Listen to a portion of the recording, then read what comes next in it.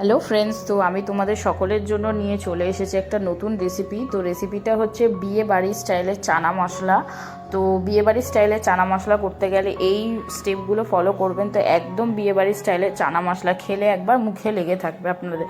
তো প্রথমেই দেখুন, এখানে আমরা পেঁয়াজ বাটা, আদা বাটা, রসুন বাটা দিয়ে নিয়েছি এবং তারপরে দেখুন এখানে হচ্ছে গুঁড়োর মধ্যে দেওয়া হয়েছে হলুদ গুঁড়ো, লঙ্কা গুঁড়ো আর নুন দিয়ে মশলাটা কষা হচ্ছে এখন। এবং এটা যেহেতু মানে ছোলা বানানো হচ্ছে, তো সেই জন্য এখানে ফোড়ন যাবে না। তো তেজপাতাটা মশলাটা কষার সময় দিয়ে নেওয়া হয়েছে, মশলাটা দেওয়ার পরে তেজপাতাটা দেওয়া হয়েছে। তো এরপরে দেখুন এখানে একটু টেস্টটা বাড়ানোর জন্য আমরা এখানে আজিনা মটর দিয়ে নিচ্ছি, আজিনা মটর বা টেস্টিং পাউডার। তো আপনারা এটা অপশনাল, আপনারা চাইলে দিতেও পারেন এবং নাও দিতে পারেন। তো তারপরে দেখুন এখানে সেদ্ধ ছোলাটা দেওয়া হয়েছে, সেদ্ধ ছোলাটা এখানে সেদ্ধ করা হয়েছে ছোলাটা। এখানে বড় এলাচ, ছোট এলাচ, দারচিনি আর হচ্ছে আপনার লবঙ্গ, এইগুলো দিয়ে আর নুন, সামান্য নুন দিয়ে একটুখানি এটাকে সেদ্ধ করা হয়েছে। তো আপনারাও এইভাবে চানা মশলাটাকে সেদ্ধ করে নেবেন। তো দেখুন এরপর সেদ্ধ করা চানাটা এখানে দিয়ে এরপর এখানে চানা মশলা দিয়ে দেওয়া হচ্ছে, সানরাইজের যে চানা মশলাটা রয়েছে তো সেটাই আমরা এখানে দিয়ে নিয়েছি। আমাদের এখানে 4 কিলো চানা ছিল, তো সেই জন্য আমরা 4-5টা চানা মশলার প্যাকেট ইউজ করেছি। তো আপনারা আপনাদের মতো ইউজ করে নেবেন। তো এখানে গ্রেভি করার জন্য আপনারা আপনাদের ইচ্ছে মতো জল নিয়ে দিতে পারেন। এখানে আমরা আমাদের ইচ্ছে মতো গ্রেভি করার জন্য এখানে জলটা দিয়ে নিলাম। তো আপনারাও আপনাদের ইচ্ছে মতো এখানে জল দিয়ে নিতে পারেন।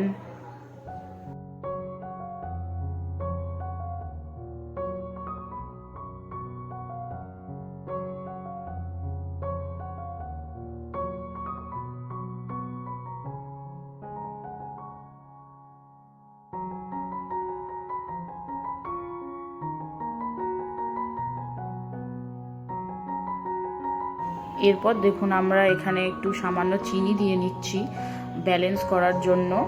তো এখানে সামান্য চিনি দিয়ে নিতে হবে। তো চানা একটু নোনতা আর হালকা মিষ্টি হয়, তো এখানে মিষ্টি দিয়ে নিলাম। তো আপনারাও দিয়ে নেবেন আপনাদের আন্দাজ অনুযায়ী।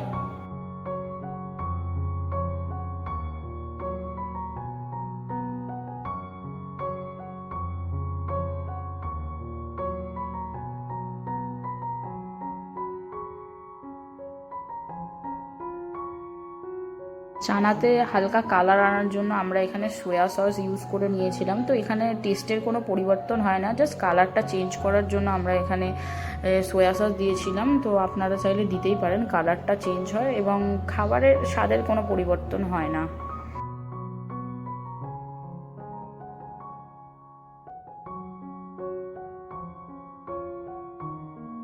এখানে দেখো কালারের জন্য আমরা একটু কাশ্মীরি রেড চিলি পাউডারও দিয়ে নিলাম। তো আপনারাও কাশ্মীরি রেড চিলি পাউডারটা দিয়ে নেবেন এখানে কালারের জন্য। তো দেখো আমরা এখানে ওই চিকেন মশলা আর সবশেষে একটুখানি ভাজা কাসুরি মেথি দিতে ভুলে গেছিলাম। তো যেহেতু সবে নামিয়েছিলাম, খুব গরম ছিল, তো সেই জন্য আমরা এখানে এভারেস্টের ওই চিকেন মশলাটা আর এখানে একটু সামান্য ভাজা কাসুরি মেথিটা আমরা দিয়ে নিচ্ছি। তো আপনারা নামানোর আগে এটা দিয়ে নেবেন, যেহেতু আমরা ভুলে গেছি সেই জন্য আমরা একদম গরম ছিল তো সেই জন্য দিয়ে নিয়েছি, কোনো অসুবিধা হয়নি। তো আপনারা নামানোর আগে এটা দিয়ে নেড়ে ছেড়ে নামিয়ে নেবেন। তো ভিডিওটি কেমন লাগলো আমাকে অবশ্যই একটা ছোট্ট কমেন্টে জানাবেন। তো আজকের ভিডিও এইটুখানি, দেখা হচ্ছে পরের একটা ভিডিওতে। বাই, ভালো থাকবেন।